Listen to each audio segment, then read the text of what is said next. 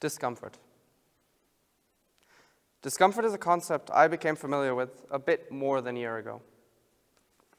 I sat in this very room at an event similar to this one. The organizers then, of course, were able to host an audience, which is the only reason I became aware of this concept in the first place. The talk in particular that highlighted this idea of discomfort, and if you've already seen it, you'll have guessed, is The Necessity of Being Uncomfortable by Max Hübner.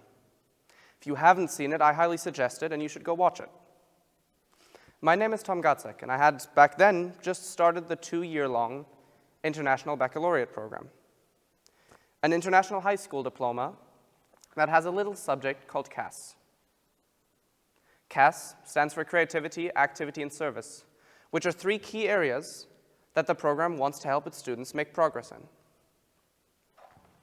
As a part of this subject, we are required to complete one major collaborative project, and you may already see where I'm going with this.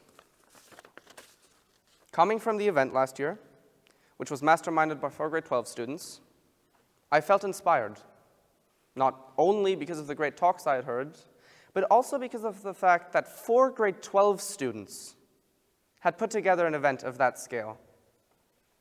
Think about that for a second. What's the biggest event you've ever hosted? And did you do it before you turned 18? I had, back then, never even considered the possibility of something so grand being something that I, with the help of a team of classmates, could accomplish.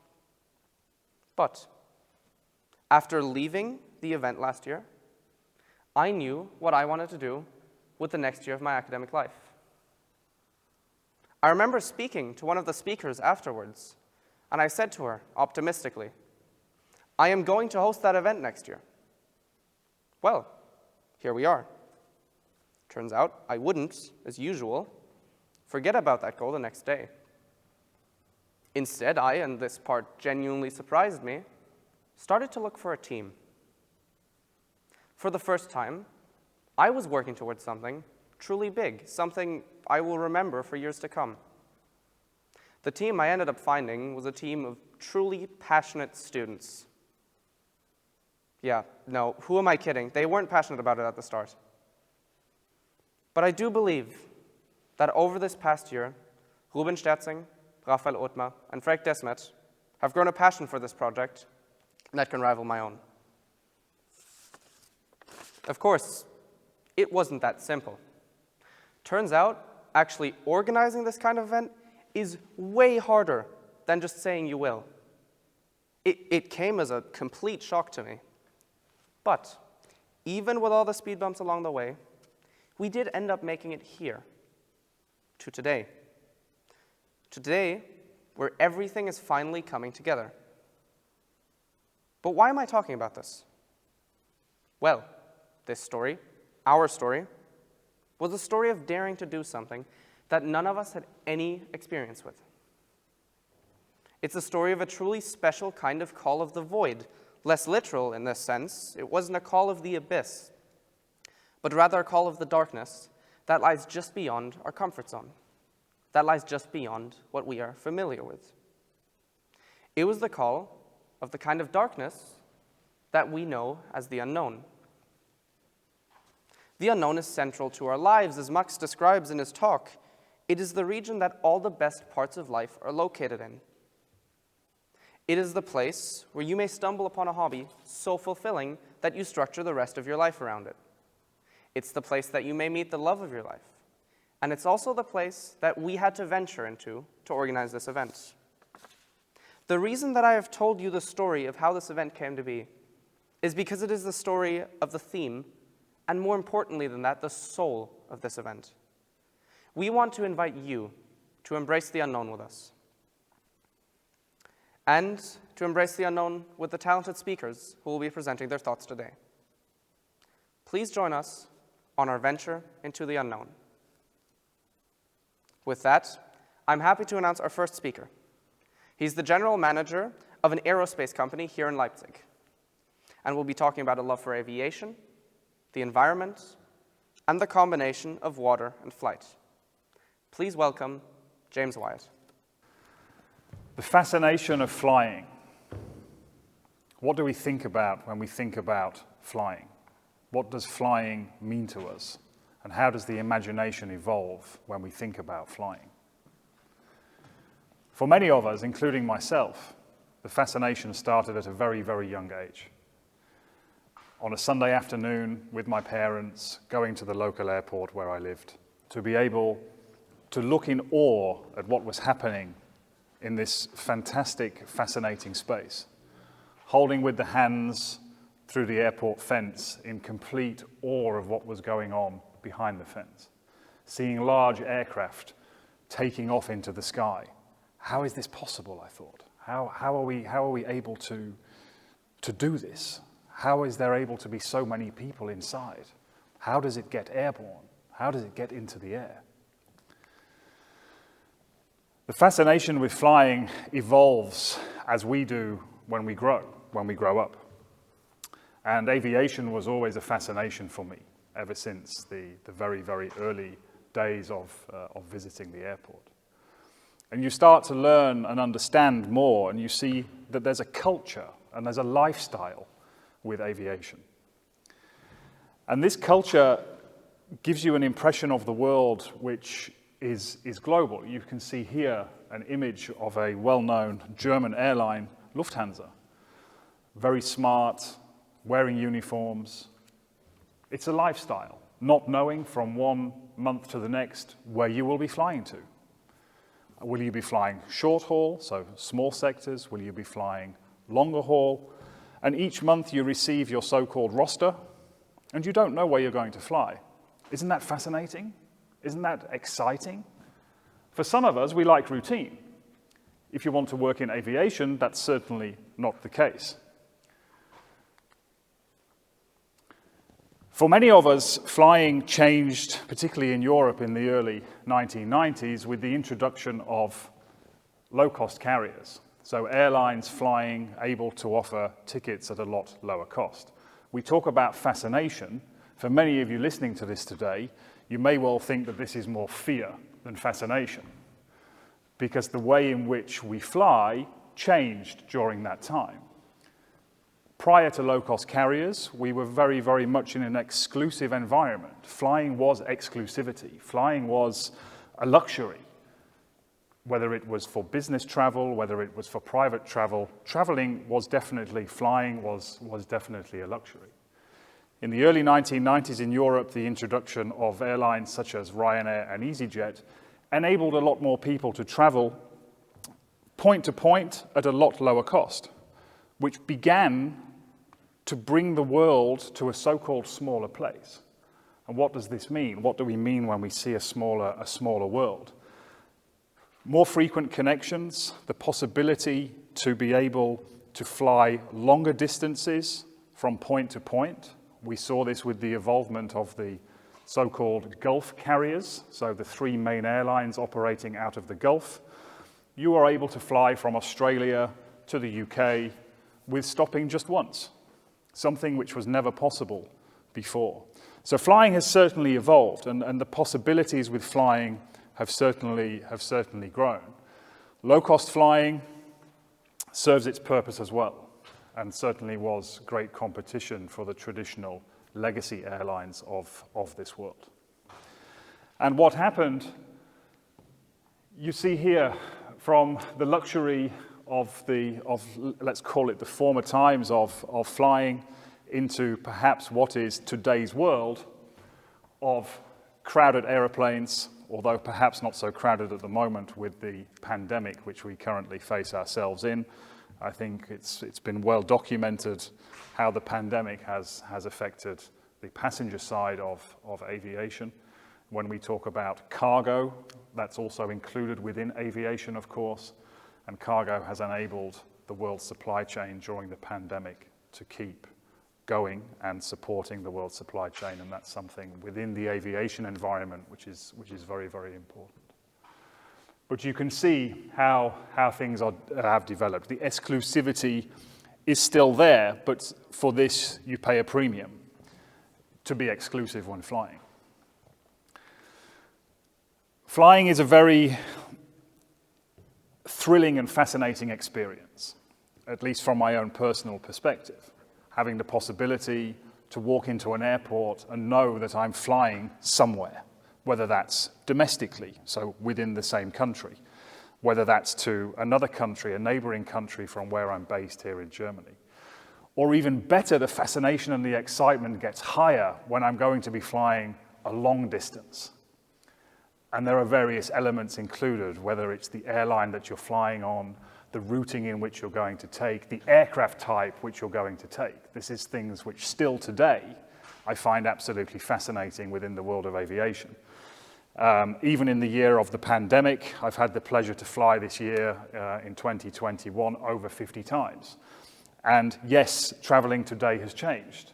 And yes, it is perhaps not what it was pre-pandemic, but there is still that element of fascination. There is still that element of walking into the airport with your suitcase, knowing that you're going to be flying somewhere. The smell, the atmosphere, the process is a fantastic experience. Aeroplanes in the sky. Environment. When we talk about environment, this is so present in today's world. And the environment is so important within our daily lives, not just within aviation. There are certain industries that do have a larger impact than others on the environment, and aviation is certainly one of those. So how can we make aviation more sustainable? Perhaps with fuel. So the fuel which is provided to the aircraft to fly the aircraft from its origin to its destination. Can we become more sustainable with that?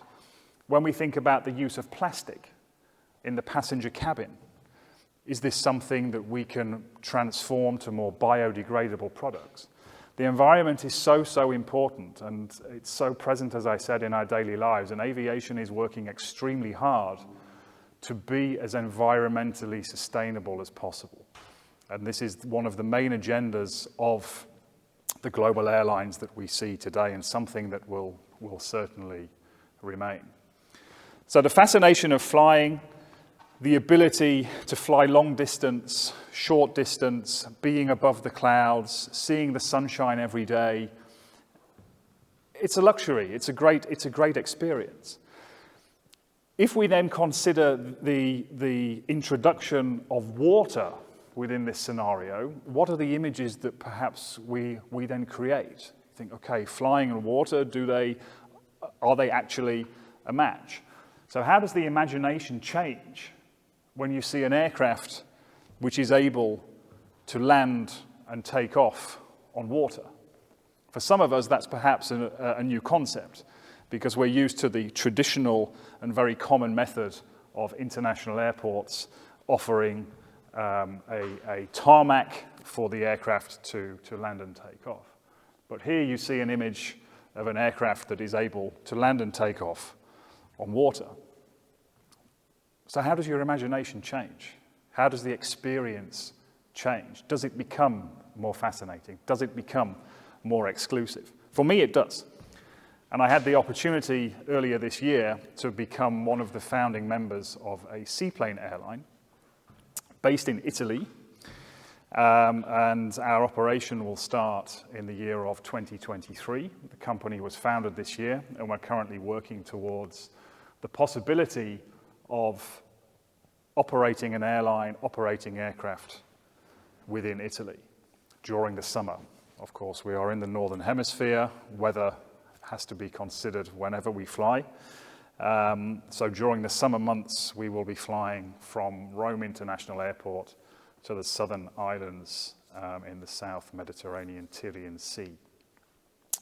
When I heard about the project, the level of fascination just evolved. Flying, water, Italy, summer, sunshine, vacation, exclusivity, all of these things came to mind. Global seaplane operations today are not that present. So within Europe especially, we have some operations within Greece and Spain, which are currently in the planning. There are some operations already taking place.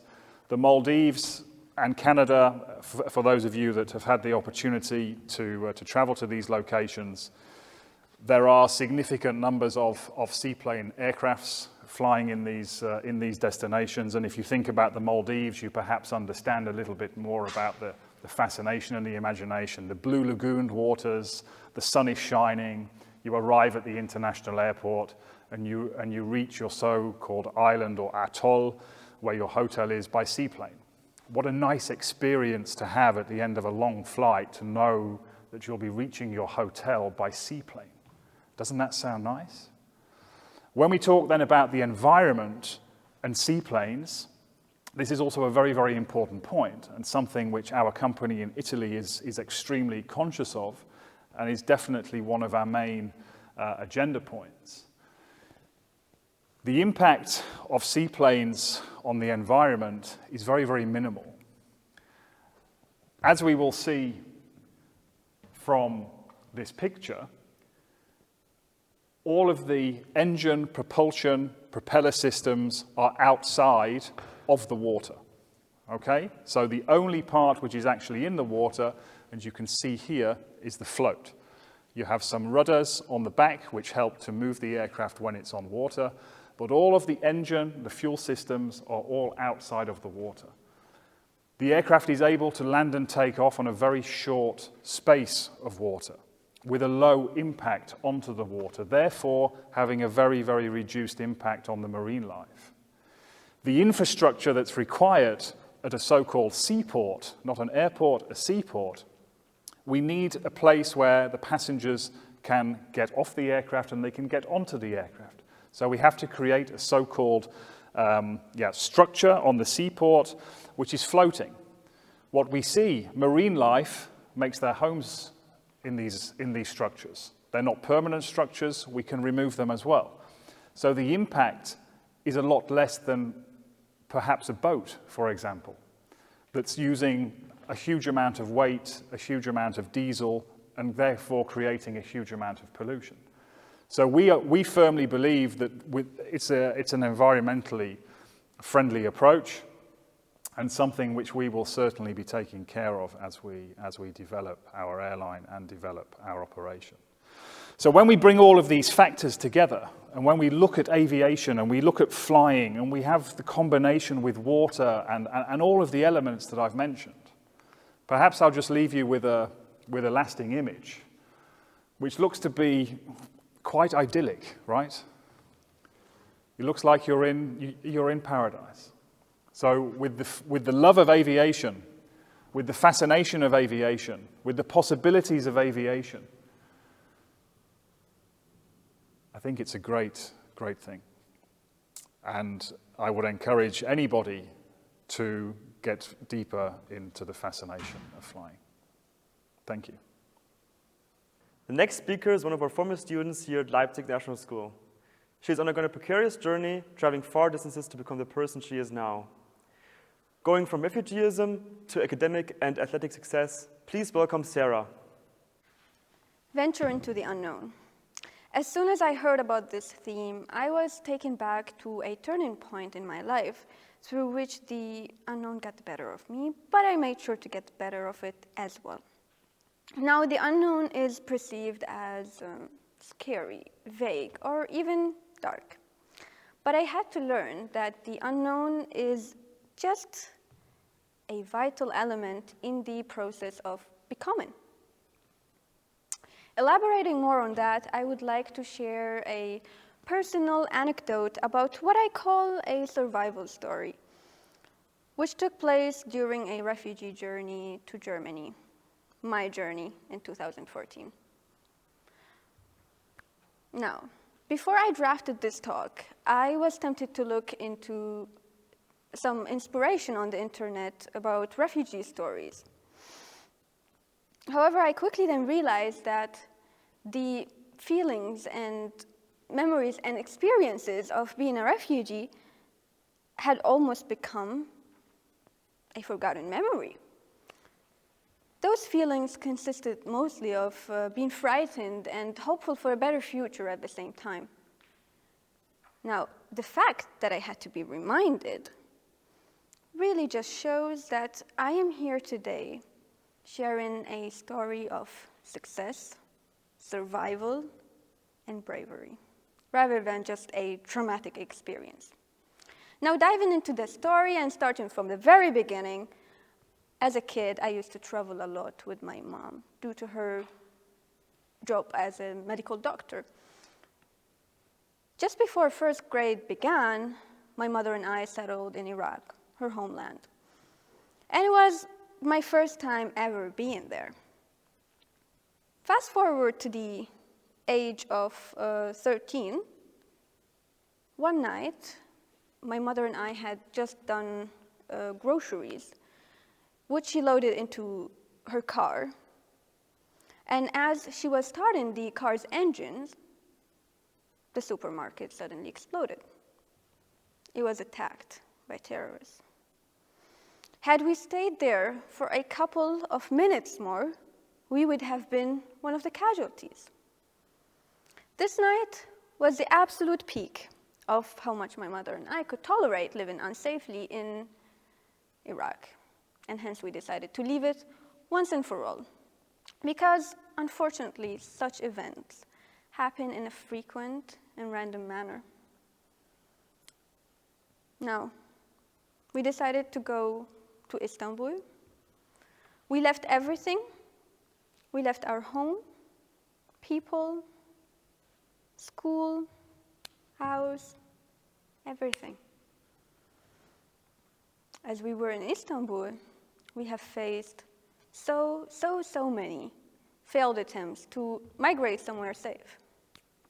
And after 2 years of failing, and after every attempt was falling apart, it was time that we have decided to take on an illegal journey to Germany.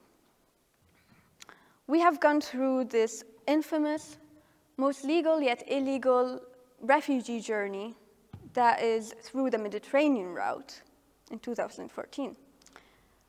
In this route, we had to cross from Turkey to Greece, Macedonia, Serbia, Hungary, Austria, the Czech Republic, and then finally, Germany. Had we thought about the consequences and the dangers of such a journey or adventure that mostly really consists of walking to Germany, crossing international waters, and dealing with smugglers, we would not have ever gone through with it. Not in a million years. Not in a million years. According to the UN, around 219,000 people, refugees, have arrived by sea in Europe in 2014 alone. They were in devastating states because of two factors. The number of people that smugglers push into those small boats, they really aimed for the maximum number of people. And then for factor number two, which followed as a result, the late rescue and responses for people who are perhaps having difficulties in sea. Now, both of those factors I can confirm, which sadly leads to the statistics that the International Organization for Migration states or shares is that since 2014, around 23,000 people who have been going through that Mediterranean route are still missing. Now, on the first step of the journey, crossing to Greece, we found ourselves being asked to step into a small boat on a tremendously dark night by very angry smugglers. It was a truly life-changing moment for me because we were asked to make a decision to step into literal unknown, literal darkness, literal nothing. So I hesitated. My mother hesitated. Every one of the other 20 people being asked to step into this small boat hesitated. But it was really a matter of now or never. So we took it. Despite all of the unknowns associated, despite all of the question marks. But the biggest unknown was the question, how will we survive this? We summoned all of our strength and took a step into the boat with utter and complete trepidation. The guy on the boat drove with full speed, showing a terrifying lack of experience. And then, bam, the boat crashed. Just 10 minutes into the journey, into an enormous rock. But good news, we've made it to the Greek coast. We staggered out of the thankfully shallow water and found ourselves dazed, wet, and weary on what appeared to be a deserted island. The surroundings looked dark and steeply mountainous. The only thing I could see, or I could remember, was a faint reflection of the moonlight on the utterly and frighteningly quiet water. One more thing I could see was the fear and surrender and give up on people's faces. It makes sense. We had no provisions, no food, no water, no internet or phone connection. So it makes sense to give up. But I didn't. I kept on reaching out. I kept on hoping for every little connection. I kept on calling on my, at that time, iPhone 6. Notice how I said iPhone 6. It really hasn't been that long. And it is still happening nowadays. Now, after 10 hours of unsuccessful calls, we were finally rescued. And the police asked for the little girl who had persistently asked for help. Interestingly, after this darkest night of my life, I was able to see the brightness that followed. Now, on that note, I would like to propose an analogy to the unknown. An unknown in the mathematics is given letters like X or Y, and can be really solved into anything. But unlike in the mathematics, in your and my life, we decide what this unknown should be. And this darkness that is associated with it is really can really just be seen as a clear page in the narratives of yours and mine, or can be seen as a canvas on which dreams and the future can be drawn. That time on that island, I obviously did not think about this analogy yet, and I was scared and I was petrified, but wouldn't any 14-year-old girl be? And so, you see, our minds cannot really process the unknown and sees it as dark and impossible. However, then it is our job to merge the impossible with the possible. And this really applies to every and each situation in our life where the outcomes are unknown.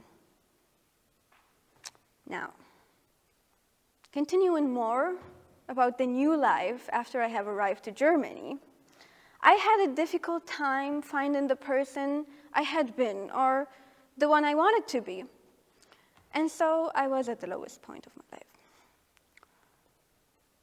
After spending 2 years in a German school, I had my worst grades ever, after being the absolute best in every school I have ever been to. And also, I simply was not finding any enjoyment in my life, in any aspect of my life. But it was then time to turn this around. It was time to turn yet another dark picture into a much, much brighter present, where I sought success on academic and social levels. Now, success is relative, and how you turn your darkness into brightness really depends on what you want to achieve and who you want to be. But those small day-to-day successes mattered to me tremendously. And so, this was when I was very proud of myself for having picked up a new language in Leipzig International School, English, and have improved my grades exponentially. This somehow led to graduating with one of the strongest school programs across the globe, and having had a performance that puts me roughly in the top 8%. Now you see, if I hadn't stepped into the unknown, I could not have discovered just how far I could get. On a non-academic note, I had never been particularly sporty, and I imagined being so. So I started playing basketball in 10th grade.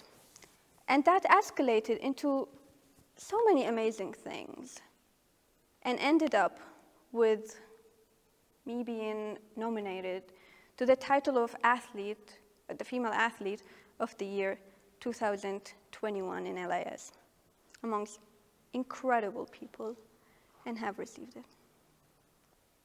I'm gonna end my speech with one thought. I came here saying that I am a story of success and that I was at low points of my life and had watched those going into amazing high points. But here is the catch. The future that awaits is still an enormous unknown. But guess what? I am ready to conquer that. And I am ready to turn my current brightness into an even brighter future. And if I am ready, then so are you. And now, it is your turn to write the narrative of your unknown.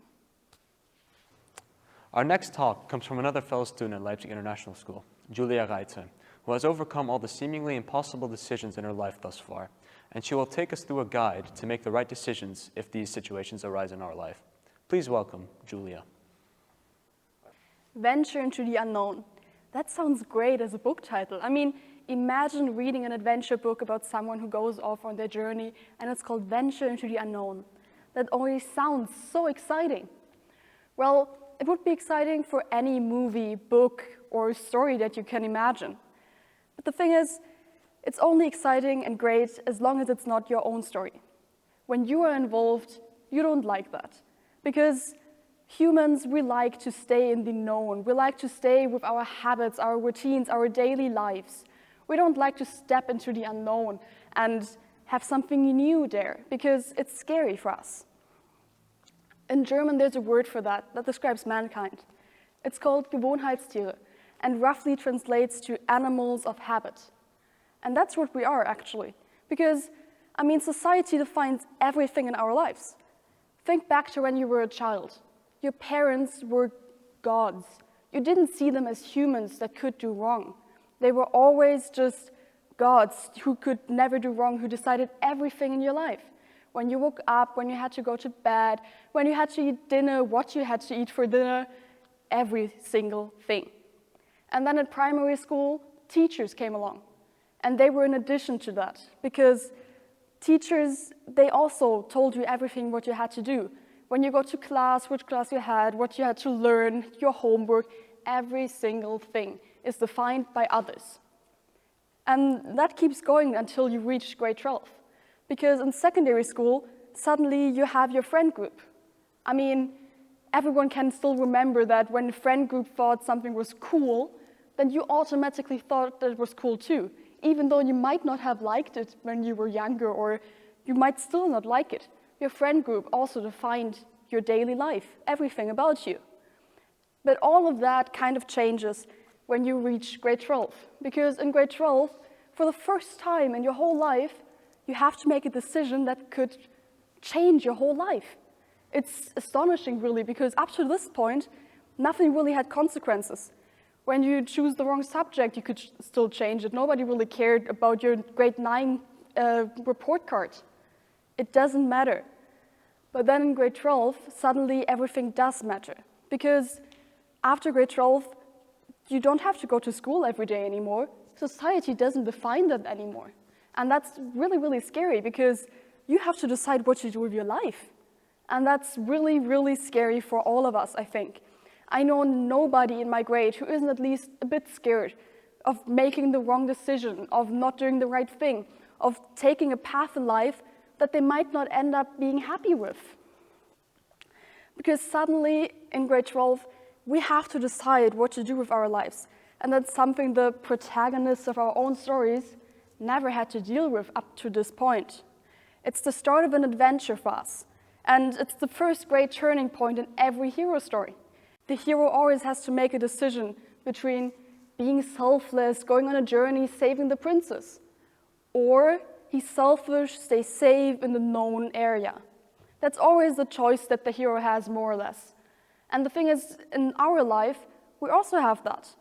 But it's not that simple. It's way harder living than just reading or looking at. Because in our lives, there's so many options. You could do a gap year, you could go to university, which one will it be, which country will you live in, will you move out, everything.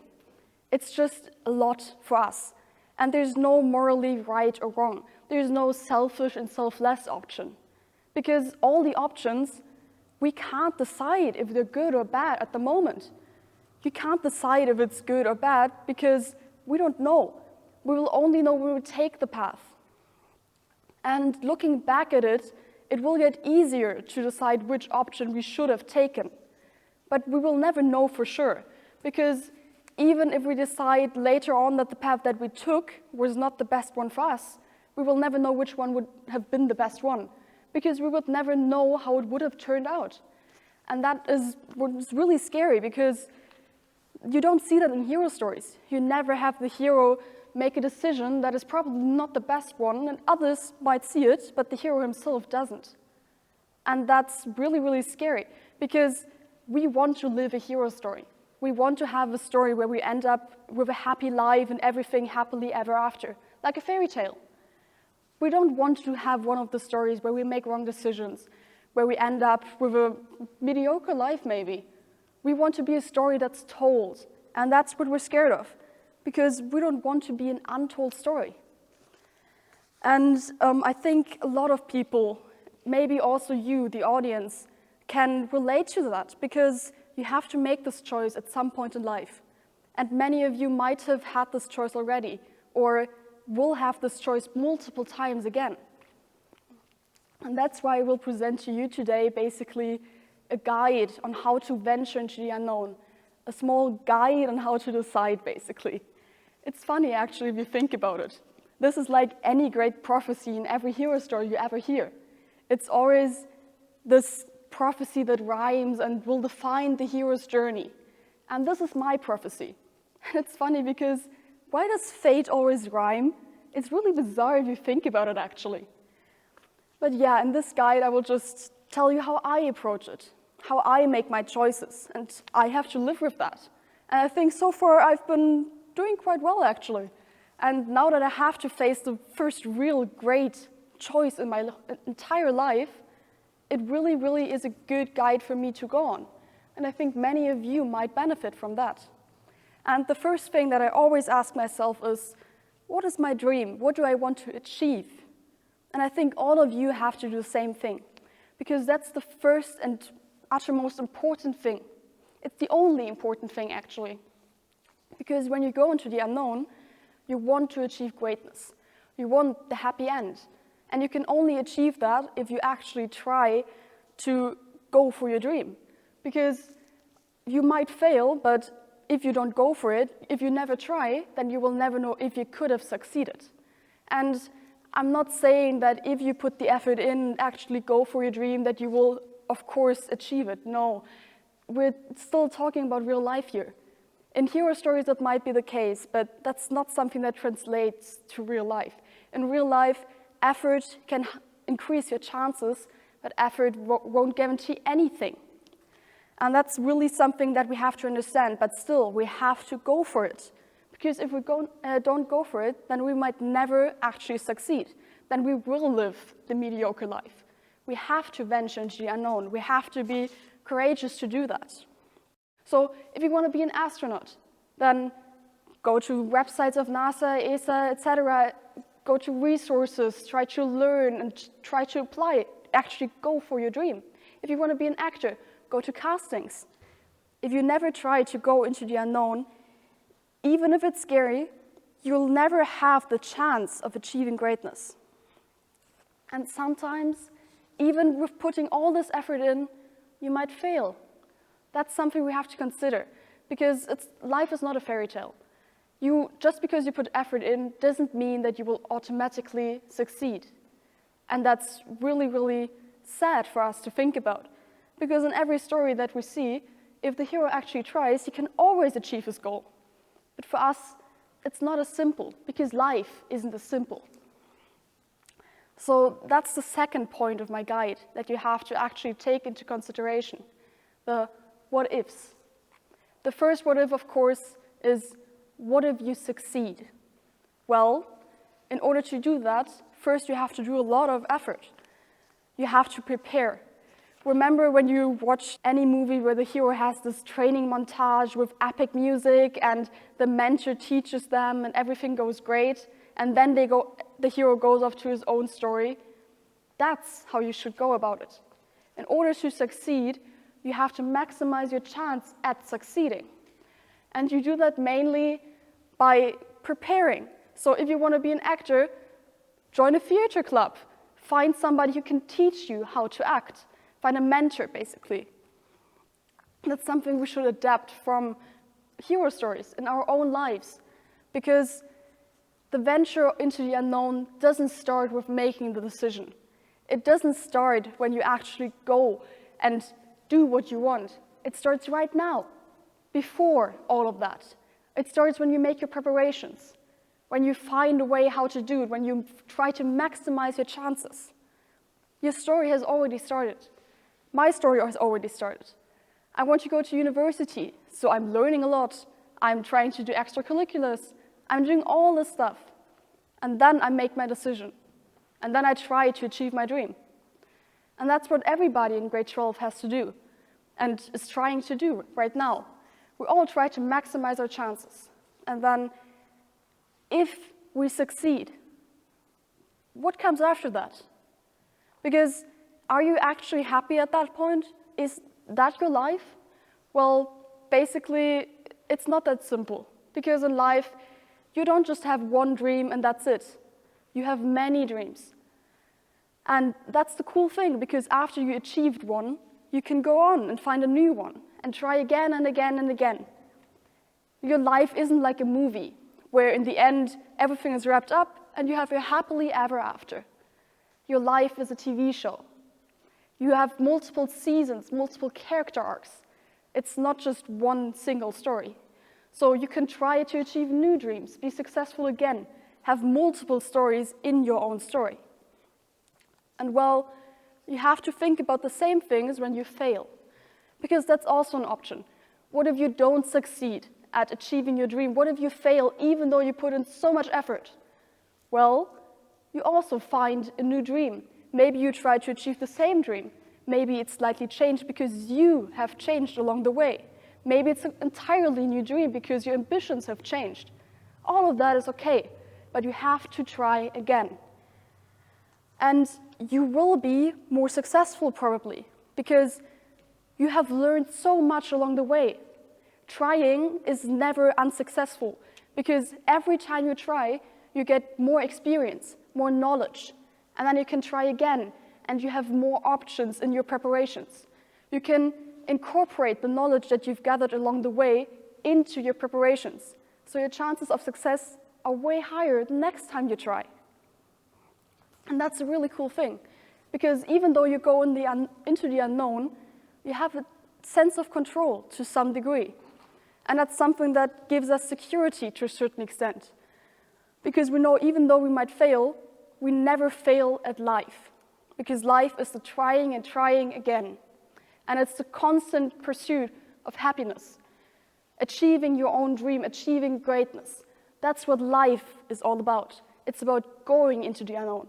Life is the unknown, and we are the ones that have to define our own venture in our life. Thank you. Continuing with our venture into the unknown, we are pleased to welcome Dr. Adi, who is a cancer surgeon who will show us the insights of the surgical world and how 3D technology is being implemented. Please welcome Dr. Adi. A surgical procedure is demanding, just not for the patient, but also for their loved ones. Let me tell you a story of a middle-aged man that I treated back in India who had a lump in the neck. He actually underwent some scans and got a biopsy, and that showed cancer. It was my responsibility to explain to him what was going on and that he needed a procedure to be done. He went back home, consulted Dr. Google, and only got more confused because the information that was available is not personalized to his situation.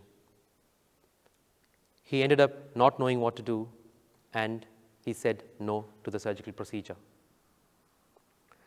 The cancer spread in due course, and unfortunately, I lost him. I am a cancer surgeon, trained in India and across the globe. I was in the US, Germany, UK, Hungary, and Russia.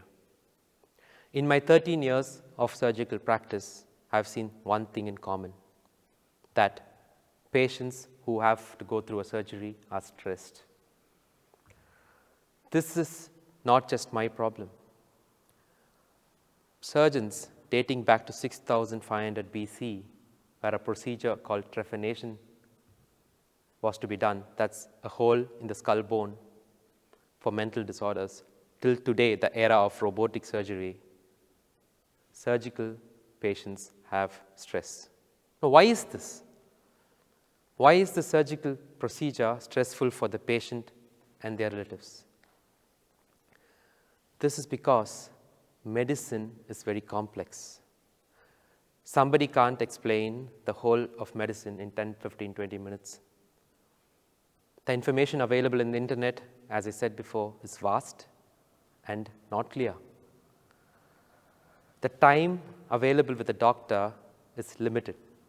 And now, in the corona times, where doctors have to treat serious patients with corona, we have even less time with the surgical patient. All this ends up in many unanswered questions within the patient. This creates stress and anxiety. And sometimes they end up taking the wrong decision, like the one that I just said before. Ideally, a doctor must sit with the patient and go through the consenting process and explaining them what's going on until they actually get it. But this is not happening, isn't it? Let me show you a diagram of a friend of mine who's a surgeon who used this to explain a kidney problem. Well, I can't understand what this is, and imagine the situation of the patient. Not only that, a CT scan like this that I'm showing, which shows a stone in the kidney, is all black and white and very difficult to actually understand. A report of the scan is all medical jargon or medical language. This is designed for the surgeon, not for the patient. Well, this made me think, what can we do now in this situation?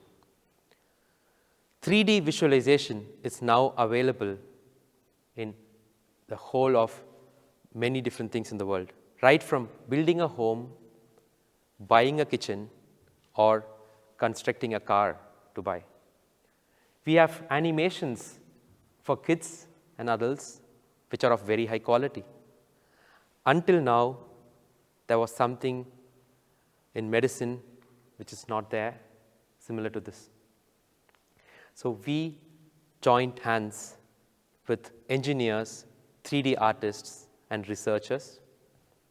We built a software, actually, that can convert MRI scans, CT scans, ultrasounds into 3D models that can be used to explain the surgical patient their problem. Look at this. The same CT scan that you saw before is now a 3D model where you can see the stones easily. Now, this stone is sitting in the kidney, and this needs a surgery. We thought, what can be done better? We built a software that converts this 3D model into a personalized animation. This animation actually shows you how this stone can be distracted with a laser and removed using a basket and a camera from the kidney. Try explaining this to a patient without this animation. It's very difficult, and they don't really understand what's going on. The moment the patients see this, they get what's going on. We have expanded this system into various other surgical procedures, and we have been using this in the university hospital, and we show that patients are now much more satisfied and confident with their procedure. They actually get to see for themselves what their problem is and how the procedure is going to be performed. This results in better consenting, and they say yes to the surgery. What does this mean for surgery? What does this mean for surgical care? Patients are now more confident. There is now trust in the system. Actually, clinical research and clinical study shows that better understanding among patients results in better healing because they actually know what's going through in their body. And this means that doctors are now empowered with a tool that can actually create effective consenting. This means the surgeons go back home satisfied, and the patients and their relatives are now much more confident. I'm happy to be part of this visual revolution that's happening in medicine. And the time is not far from now when such tools will be available for patients around the world, be it India, Africa, Europe, or America, where they can understand their problem better and get treated in a much better way. Thank you, ladies and gentlemen, for listening to me. Our next speaker is Alexandra Witruk, who is a fellow student at Leipzig International School, who will take us through the implications of meeting new people and the psychological process that comes with it. Please welcome Alex. Have you ever looked at your best friend and thought, how did we get to this point? I encourage you now, think about your best friend, your favorite person on this planet, and try to think back to your first encounter. I'm going to strain your memory a bit more. What was your first impression of them? Was it good? Was it bad? Did it change at all? I'm going to tell a little anecdote, which fits to this, first impressions. And it's a first impression that I made, which I'm not incredibly proud of. But it was on the first day of grade 11. So I started IB, was very excited. And I walk into English class. I chose English literature. And I walk in, and I'm looking around, looking at the people. I scan the room. I start getting nervous, and then I freeze. And panic starts to rise in me. And I keep on looking, and I realize I have no friends in this class. And that might seem like a minor inconvenience, but to me, huge issue at the time. So I quickly scurry to the first seat that I see, sit down, and I look over, and I sat next to a new girl. And so we exchange polite smiles, and the class commences. So the teacher goes around and decides to ask everyone why we have chosen to take this course. And why would you choose English literature? Because you love books, you love reading, you love analysis. All those answers were given. The girl next to me gave a lovely answer. She loves the English language and some of her favorite books. Lovely answer. And then it comes to me. And to this day, I genuinely cannot explain what possessed me in this moment to give the answer that I gave. I tried to be funny, joke didn't succeed, but here's what I said. I said, I am amazing at literary analysis. You heard that right. I didn't say great, I didn't say good. I said amazing. And the most embarrassing part of this story is that throughout the 2 years of taking this course, it turned out that I was anything but amazing at literary analysis. But it's a work in progress. But that's not the point. The point of this story is to show how first impressions are really important. And by me just using a certain adjective, this girl's impression of me was extremely negative. Because let me ask you, what would your first impression of me have been if that was the first thing you ever heard me say? I can tell you what your impression would have been because I asked the girl next to me. Because fast forward a couple of months, we're actually really close friends, and we still look back on this encounter today. And so I asked her, I said, what was your first impression of me? And she said she thought I was extremely arrogant and that she was expecting me to be one of those stereotypical mean girls you find at school. Now, if you know me, you might be chuckling a little bit, because if you know me, you know that my personality and the way that I try to come across is the complete opposite of that description. However, just in a couple of seconds, I made a really bad impression on this girl. So what am I saying? Again, first impressions are really important, and they rely on really small details that your brain picks up on that you don't even notice that it does. And so that's what I'm here to talk about today. I'm going to talk about first impressions and tips and tricks about how you can make a good one. Because that's important in life as well. For job interviews, university applications, making new friends, making a good impression is really, really crucial. And I've decided to link this to psychology. And I did that because it's one of my biggest passions, something I aspire to study someday as well.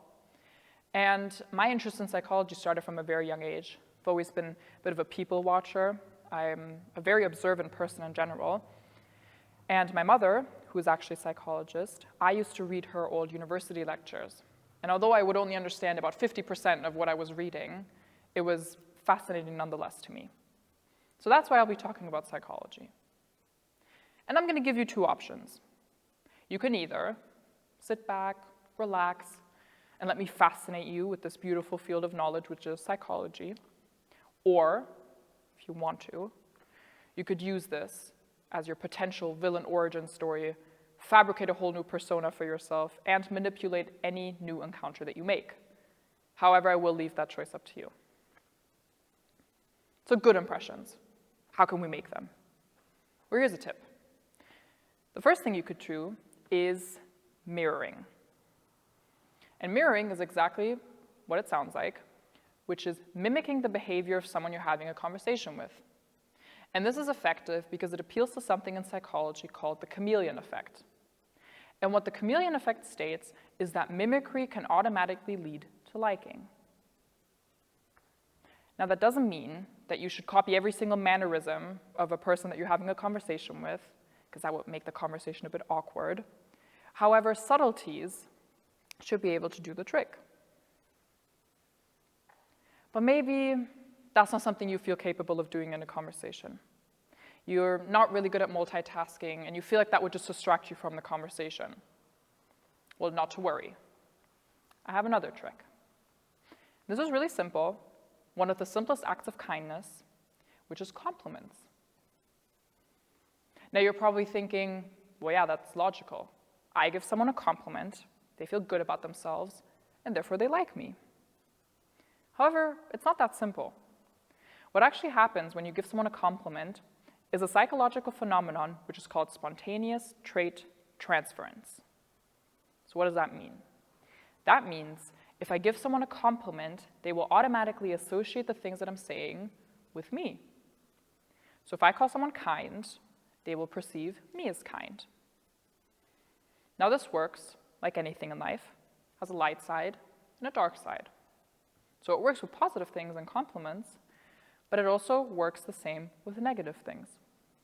So if you find yourself speaking to someone and you're speaking negatively about someone else maybe, the person you're speaking to will associate those negative things with you. So you have the power to decide the image that you make of yourself in new encounters. So it's quite smart, isn't it? If you give someone a compliment, you're not really complimenting them. You compliment someone, and you're actually complimenting yourself. Quite smart. So we've got two things. You could try mirroring, or you could try compliments, maybe both. Here's a third thing you could try. And this is actually not really a thing you can try, but it's something that's useful to be aware of because it shows the power that you hold in any conversation that you have. Because would you believe me if I told you that in any new encounter that you make, you're able to set the mood and the tone in that conversation? Now, you might not believe me. I do have psychological proof. In psychology, there's something called emotional contagion. And what that means is that humans are highly likely to synchronize their emotions to the ones expressed around them. So if I find myself in a very joyous environment, I'm extremely likely to mimic that behavior or that emotion. And it's the same for other emotions: anger, frustration, sadness. So it works the same for all of them. So that's the power that you hold. Now you might think, that sounds very much like empathy. But it's not like empathy. I like to call it empathy junior, because it is similar to empathy in sort of a first stage. However, it's not empathy really, because empathy relies on knowing somebody, being able to understand them because you know their past experiences. When you first meet someone, you don't have that advantage. And so what you are able to do, though, is mimic their emotions. And that links back to the chameleon effect, right? Not only mimicking their mannerisms, but mimicking their emotions, because that can make a conversation a lot more pleasant. So there you have it. 3 things: mimicry, emotional contagion or empathy junior, and compliments. Seems simple, right? But not to everyone. I think we can all relate. We all have our socially awkward moments. And some people are simply more skilled conversationalists than others. And that's normal. That's completely understandable. So what's left for these people? Well, don't worry. I have something that anyone can do. No matter how skilled or confident you feel in your conversationalist skills, here's one last thing that you can do. And the great thing about this thing is, it doesn't require any attention to body language or what you're saying or your facial expression. You don't need to pay attention to anything. So what could that be? It's so simple. The only thing you need to do is wear a certain color. Seems impossibly simple, right? But it makes a huge difference. So let me give you some examples. For example, the color red. Now, red is proven to allude to things such as confidence, power, strength, those types of things. So if you wear red, that's the impression you're able to give. It's also proven that men are more likely to be attracted to people that wear red. Now, if you do want to be attractive to a man, I wouldn't recommend showing up in an all-red outfit, because that's a bit more alarming than anything. However, a little amount of red should be a good attention grabber. But we all have our color biases. We all have a favorite color, and maybe you don't like red. It doesn't suit you. It's not your color.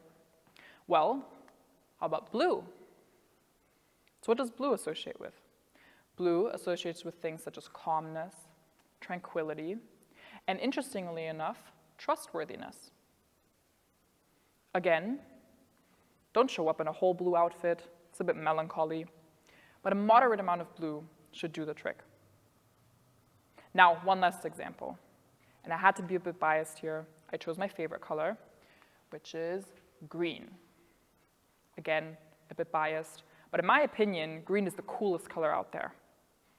And that's because green is known to be the stress reliever color. I'm sure everyone has heard of something called the green room, which is a room backstage for performances. And the room is actually physically green because it is proven to be able to relieve stress for performers that are about to go on stage. Again, I will give this disclaimer again. Don't take this to mean that you should wear a whole green outfit. You're not trying to look like the Grinch.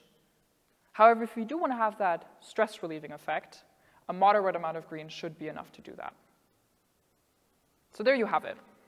4 things you can try to make a better impression. Things that should appeal to people that feel like they are confident conversationalists, and really simple things. And although this seems impossible, your brain truly does pick up on these small details, and it is really important in the impressions that you make. So that's good impression. Now I'm hopeful that no one is thinking to themselves, well, how do I make a bad impression? I'm hoping no one's wondering that. However, I'll still answer the question. How do you make a bad impression? Well, my suggestion would be is to take all the advice that I've just given and do the complete opposite. And there you should have a pretty good bad impression. Okay, all jokes aside now. If you take one thing away from anything that I've said, let it be the following thing. The one thing to avoid when you're first meeting somebody and you're having a conversation with them, please avoid interrupting them. I think we can universally agree that it's the #1 conversation pet peeve. I know it's mine. Don't interrupt people. And here's an interesting fun fact, actually. Men are proven to be 3 times more likely to interrupt people than women are. But do what you will with that information. And even if you do make a bad impression, let's say it's unintentional. You walk away from a conversation and you feel like you messed up your first shot. And you feel bad about it. You didn't want to make a bad impression, but you did. It happens to all of us. Psychology does have something to calm you. Psychology is something called adaptive optimism. And what that means is humans are proven to be highly likely to give you the benefit of the doubt and not judge your character and morality off of a first encounter. However, I think we can all agree that once you make a first impression of somebody, usually it doesn't really change. But hey, that's okay. Because if you ask anyone to list you 5 people they like, they can list you just as many people they don't like. And that's like that for everyone. No matter how good of an impression you might make, you're not always going to be liked by everyone. So I'm not saying you should change your entire behavioral pattern. What I'm trying to do is make you aware of the subtleties that go into first impressions you make. And maybe even make you understand why you have impressions of people. So if you have a good impression of someone, why is that? And maybe if you go away now and you make new encounters, you might be more aware of body language and facial expressions. And I can promise you it's very, very interesting to pay attention to these details and realize how they impact how you perceive people. So I'm going to encourage you to do something that might seem a little bit contradicting, but I'm going to do it anyway. Because some of you might feel discouraged now. You might feel like, but I don't want to make a bad impression. However, I will still encourage you to go out there and meet as many new people as you can. And try your best. That's all you can do. Try your best to make a good impression. Try to use these tips. I promise it'll make a difference. So I'm going to dare you to go out there and meet as many new people as you can. Because who knows, in a couple of months, you might look back now to new encounters you've made, and you won't be able to believe how incredibly important some people have become to you where you would have never suspected that a couple months ago. So go out there, meet new people, make good and bad impressions, delve into the unknown. I can promise it'll be worth it. Thank you. That concludes our venture into the unknown. We truly hope you enjoyed taking a look at what lies beyond the familiar. We hope we maybe even inspired some of you to follow in our footsteps. Whatever you do take away from this event, remember this. Daring to venture into the unknown is an opportunity, not something to be feared. Embrace the unknown, and let it lead you to great things. I want to quickly thank my amazing team, without whom this event would never have come to be. I also want to thank our co-organizer, Matthew Lane, and the teachers that offered to supervise us on their free time on the weekends. And finally, thanks to all of you for watching.